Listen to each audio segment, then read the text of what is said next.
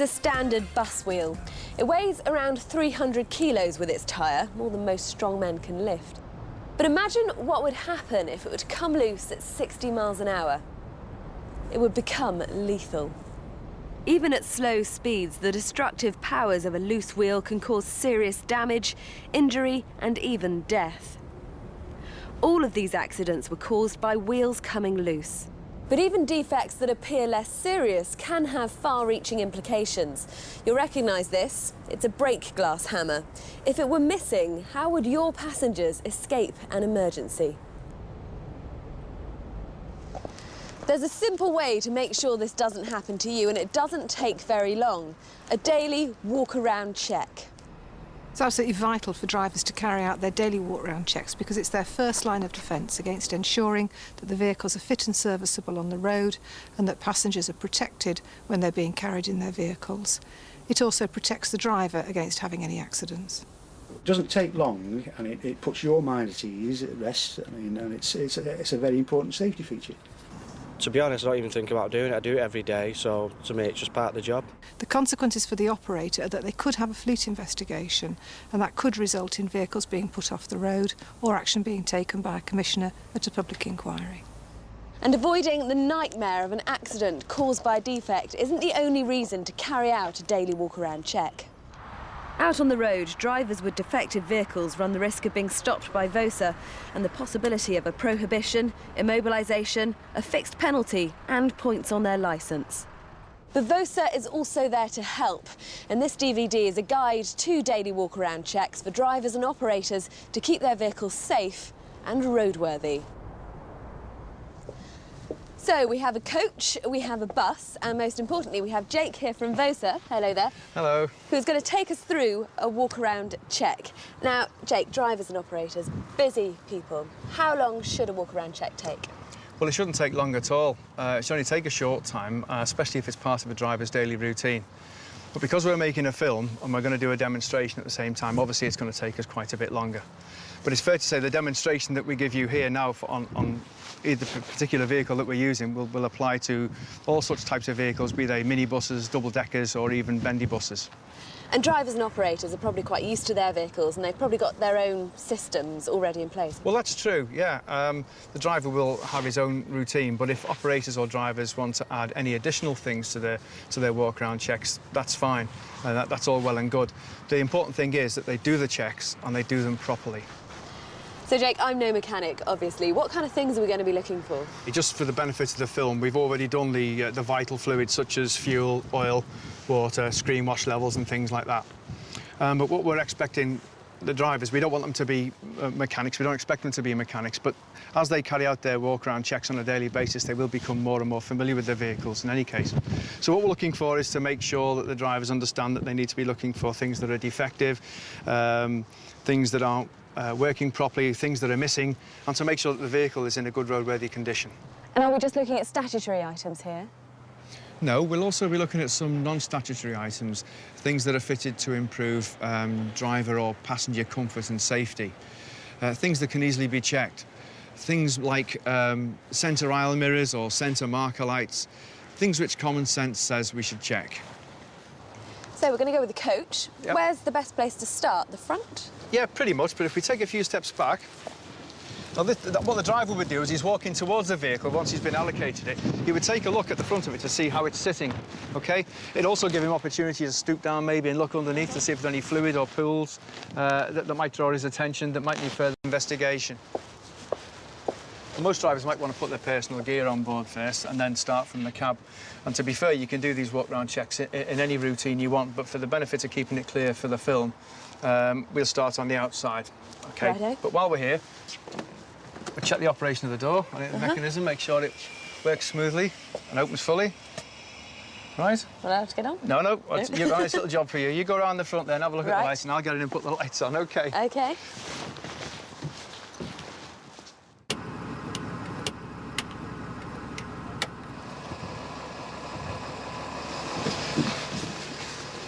Right. So that's all the lights switched on. Yep. But what I always recommend when I'm talking about walk-around checks on vehicles is that if we adopt a routine and stick with it, we won't miss anything out. So I always go top, middle, bottom. Right, okay? Seems logical. Starting at the top, there's a marker light. Not all vehicles will have those, but anyway, that one's there to make sure it's lit and working. Working our way down the screen, this corner here, no damage to the glass or bodywork. And most importantly, the driver's mirror. OK, we're going to look at it, make sure it's secure. Yeah. The reflective surface, is it clean and is it bright so he's able to use it? Working down here, any sign of collision damage? Because remember, the driver doesn't want to take the blame for someone else's damage that was done last night. So they should report it if it's there. Of course, yeah, because the boss would need to know about it so they can find out how it happened.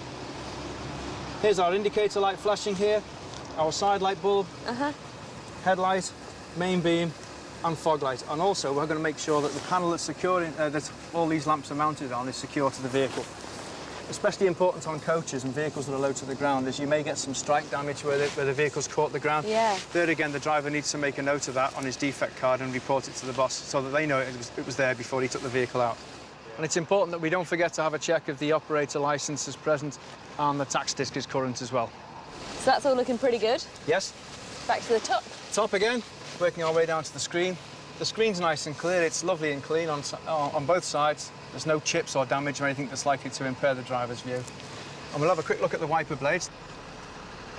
I guess you can't check that they're actually working until you get inside. What we'll do, we're just having a quick look at the condition and the presence of them at the moment and make sure they're secure. We'll check the wipers and washers a bit later on when we get in the driver's seat. OK. OK. Moving down the vehicle again, there's an access panel at the front here. We make sure it's secure. Nothing loose or likely to come off. The number plate's in place, it's secure. And again, along this low front edge here, here's our marker light, yeah? Yeah. OK. What are we looking at on here? Nothing's going to impede the driver's view. Yes. Clean, no chips. Great. No stone damage or anything like that the driver might feel he needs to report. Coming down to here, we've already given this a bit of a wobble. Right, we know that's secure, the blade condition's good, and we'll check the operation of those from the seat later on. Well, we checked it, looks like it's going to work. Yes, indeed. Yeah. What about these here? Check they're all working and the panel's secure. No damage. OK, they're all working. The side light's lit and the indicator lamp's working. And down here we've got the extra fog lamps. OK. And the security of the panel.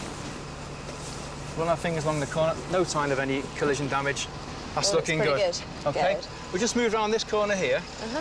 Same routine again. Mirror. Right. Top, no signs of any collision damage.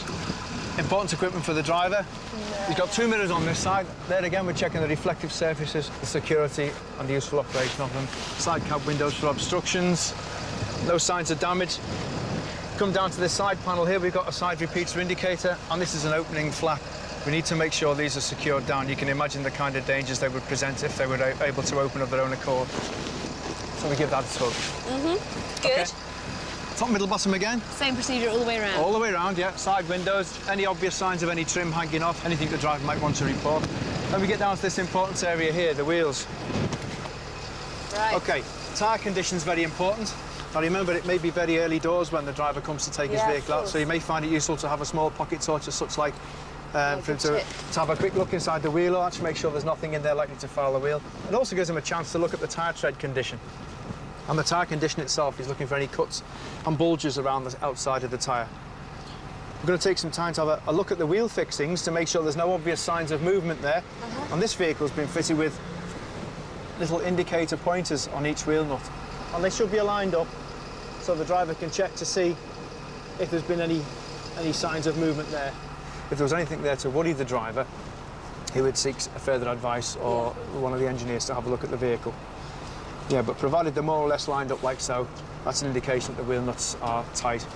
Lovely. OK, and finally, before we leave the wheel arch, just check the condition and security of the mud flap. Right, it's the same process all the way down this side of the vehicle now, making sure any side flaps are secure. With those for luggage and the like, we must ensure that the flaps are able to stay up on their own and that they also close securely again. OK. As we go. Visually inspect the side. OK, it's important to remember also that depending on where the exhaust is mounted on the particular vehicles you're looking at, if the driver can see the exhaust, you should make sure that it's in good condition and if there's any excessive smoke coming from it while the engine's running. OK, come to the rear wheel arch. Remember that at the back door there may be two tyres here. The driver would benefit from a small light maybe so they can have a look and inspect that. There again, you see we've got the mud flap presence and security. OK. Fuel filler flap. One of the fuel tanks, we're checking that the cap's OK, there's no obvious signs of any leakage. don't forget to check the seal if you're filling the vehicle up. Moving right to the back now, we have the rear emergency door, which the driver will check to make sure it's unlocked ready for service. Very important, that one. And that it's operation. OK, let's move around the back of the vehicle now. Well, we just had a look at that emergency door there, but what we need to understand is that some coaches may use the rear window as part of the emergency exit system.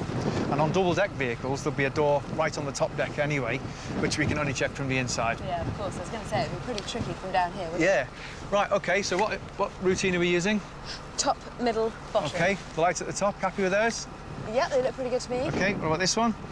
The only thing that would be a bit tricky is the brake lights, of course. Oh, that's true. Of course, we could have an assistance. However, the drivers may adopt different ways of checking the brake lights, such as a reflection in the vehicle behind if the vehicles are parked in line, or the operator may have a set of strategically placed mirrors so that drivers on the way out to the out gate can use, by looking in their mirrors, they can see their own lights reflecting. Okay, good to Some know. operators are very inventive about how they adopt systems for checking brake lights and things like that. Moving across the back of the vehicle then, we're going to check the security of the rear door. Now, the driver might want to look in there if he's going out on a job where he's going to pick up passengers' luggage. He might want to check the accessibility and the condition of the boot area. Rear number plate lights, condition of the rear number plate. Top, middle, bottom again for the lights. Lights all working nicely. OK. And we're going to adopt exactly the same routine as we did for that side as we make our way down this side. This side, same routine, but on a bus, there would probably be more doors, wouldn't there, and even a disabled ramp. Well, there might be more doors down the side, you're right. So we would just simply incorporate those in our top, middle, bottom check as we make our way down the near side of the vehicle. And disabled ramps is something that you've just mentioned there. You're quite right about that, and it just so happens we have a vehicle here which has the doors and the disabled ramp. So why don't we go and have a look? Good idea, let's do that. Yeah. Well, Sophie, here we are at the front near side corner of the bus. You see, we're by the entrance door. Same routine again. Top, middle, bottom. Right, OK. Can you see anything that might be a problem for passengers? Any sharp edges or anything like that sticking out? Yeah, oh, looks pretty good to me, I Yeah, have to looks say. quite nice. So we'll just try the emergency opening button here. Seems to be in good order. Yeah, works fine. And this will be the ramp we were talking about. It is, yeah. And the driver will check this to make sure it works OK. A manually operated type, as you can see. Very straightforward, easy to use, self-explanatory. We're going to examine the anti-slip surface, the high visibility edges. Some vehicles may be fitted with kneeling suspension devices on board. Now, Right. that's the sort of check that the driver might do once he's in the driving seat. So we just pop this back in its recess. There we go, nice and flush. Great. Shall we step Forward? aboard? Yeah, Great. ladies first. Thank you. Great, so the front, probably the best place to start, but can we just check the checks that we carry out here on the bus, are they the same that we would do on a coach? Yep, and exactly the same for double-deckers and bendy buses as well. And certainly with regard to the disabled access equipment on here, some coaches may well be fitted with specialised disabled access equipment. We checked the emergency door from the outside. It's just as important, if not more so, I guess, that it opens from here as well. So Sure, should yeah. we start with that? Would you like to try it? Sure. Good, good.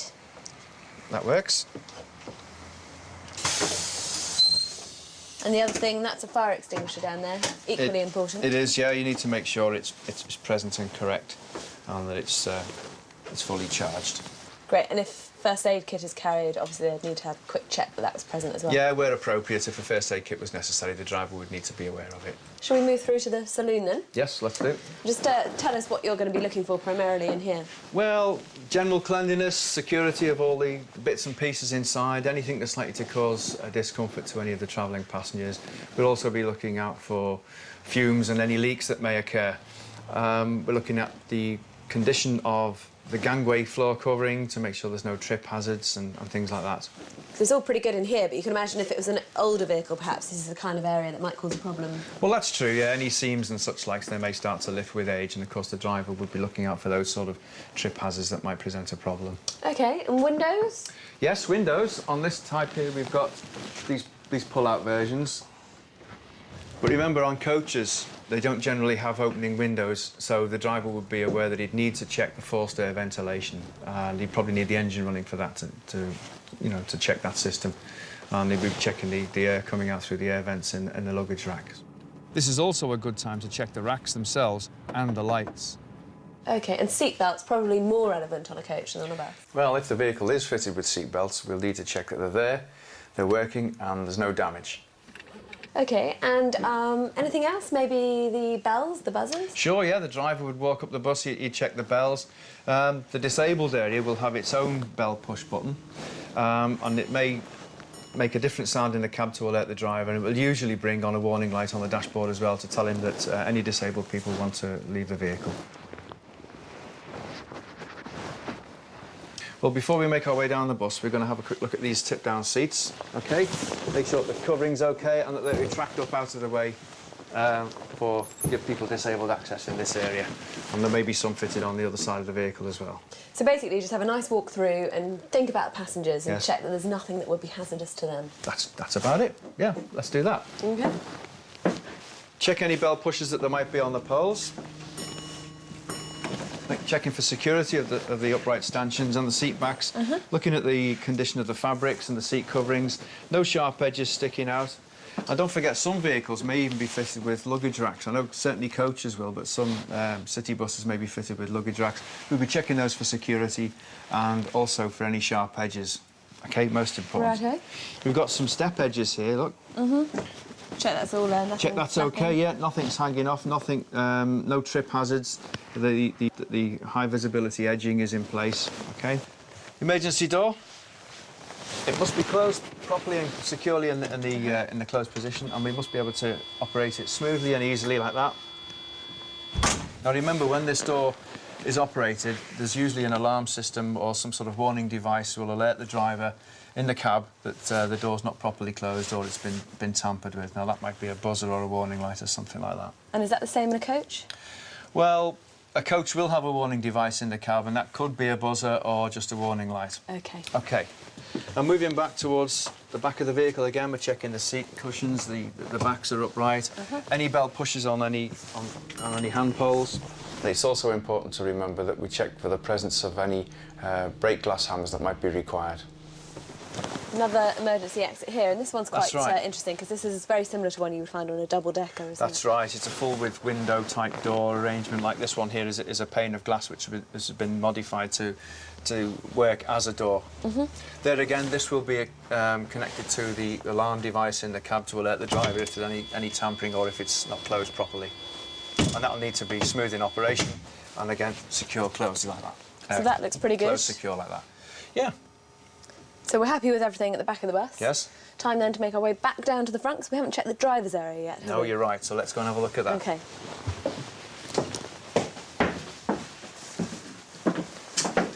Right, Sophie, here we are in the cab area. Just undo my coat. Just slam you in. Thank you very much. So the first thing you do is sit down, so I Yes. guess the first thing you should check is the seat. You're quite right, yeah. Make sure that the seat is quite secure in its mountings and that it's also adjustable because remember the drivers all different sizes and whatnot. They want to get themselves into a comfortable driving position. And it's also worth remembering here as well that if the driver's seat is fitted with a seatbelt, then it should be worn. OK. Now outside we did top, middle, bottom. Yes. Same procedure from here or different? Well, we can use that, yeah, but we'll work across the cab area at the same time. OK. But before we go any further, remember I said about the interior lights only coming on because they have a power-saving system on board. If you want all the lights to light up, then you may need the engine running. And in fact, we'll need the engine running for some other tests and checks in the cab area anyway. Great. So if you bear with me, I'll just start the motor up. As you can see, the vehicle goes through some systems checks. Now look out for the ABS warning light and make sure that it goes out. So we'll just try the interior lights now. All Yep. present and correct? Yep, seem to be. Lovely. OK, so let's go back to our screen checks then. You had said before top, middle and bottom? OK, so we start on the outside. At the top, we can see our rear view mirror.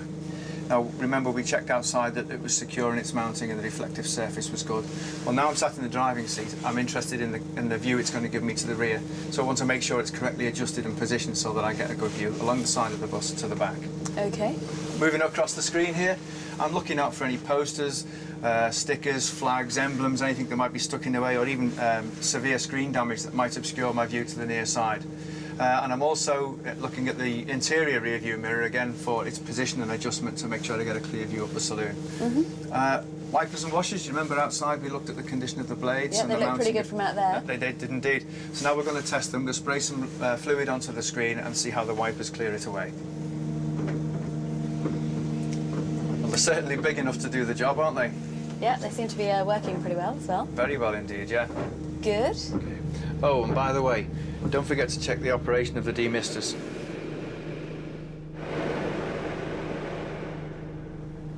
You want to hear the horn? Let's hear it. Right, you ready for this? And that is a good horn. It's definitely a working horn as well. Okay, so moving across to the driver's screen area then, we need to take note of the sun visor. Now, the sun visor should be easily adjustable and it should stay where the driver puts it, obviously. Over this side then, still working at the top of the screen, we've got this driver's side rear view mirror. Same rules apply as to the near side one. It's got to be adjustable, it's got to be secure, and it's got to give me a good view to the rear. Now, when we were looking at the ramp a bit earlier, you talked about the kneeling. Is that something you check from there now? It is, yeah. The driver would check the controls from here to make sure that the kneeling operation worked all right. While we're here, we'll check the operation of the doors. So we just open the door.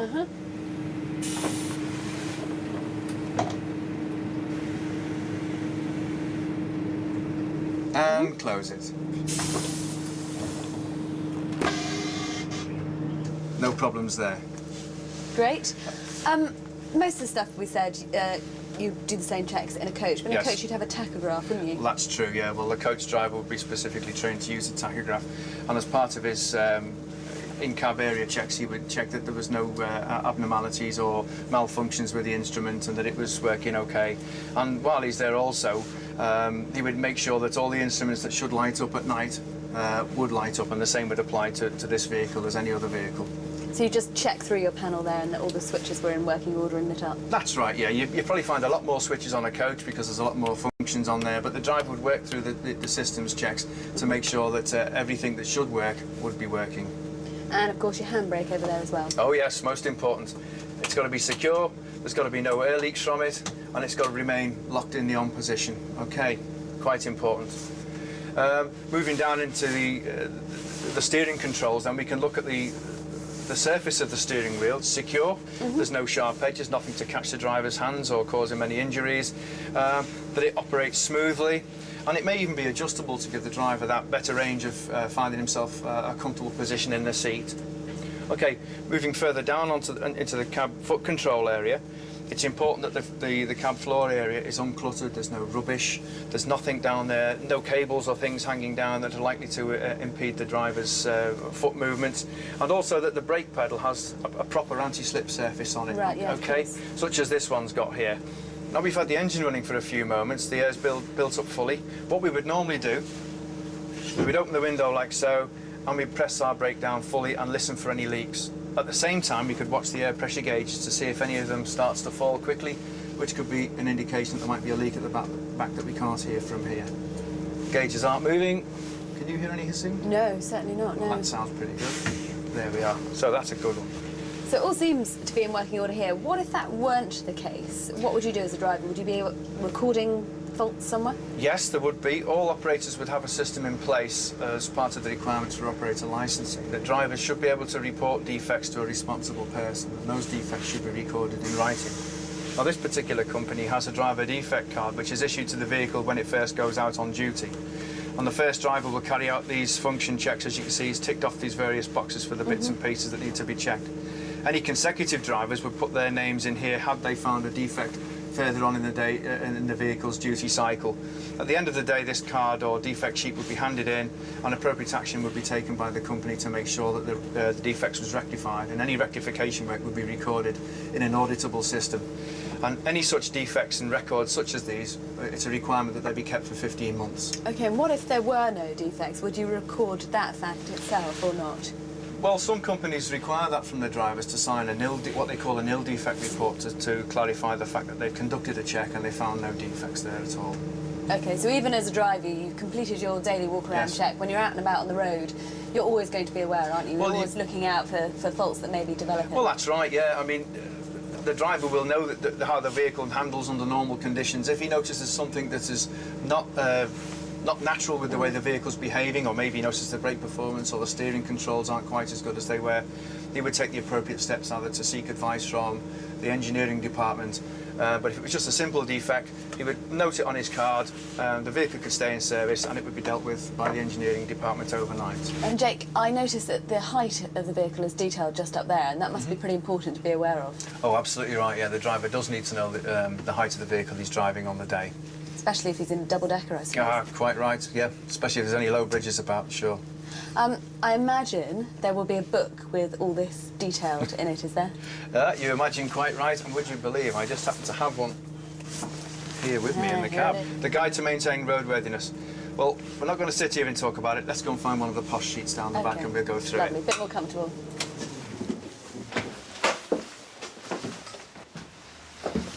Have a seat, Sophie. Thank you very much. There we go. Oh, I've got two. Oh, you got two. Very good. Right, well, there we are. Looks like you've got a lot of information in that. There is. There's a whole load of stuff in here that will benefit operators and drivers alike. And also to help drivers and operators with their walk-around check regime, you can see in the back of this we've got a fold-out section which has all the details of the bits and pieces that we recommend you check as part of your daily walk-around check procedure. Lovely. And if I don't have one of these and I want to get hold of one, how would I do that? Well, you can use the contacts and information section with this DVD, but this is available as a free download from our VOSA website. Brilliant. Jake, thank you so much for a very comprehensive guide to a daily walk-around check. We have gone through it in some detail, haven't we? It's important to remember that it doesn't take very long. No.